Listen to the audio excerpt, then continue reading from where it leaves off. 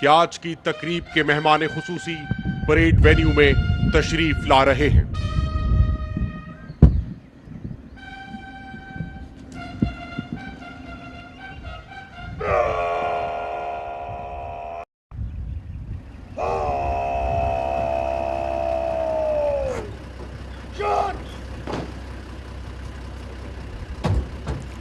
ख़वातीनो हज़रात, tri services guards का चाको चौबंद दस्ता मेहमान खुसूसी को सलामी पेश करेगा।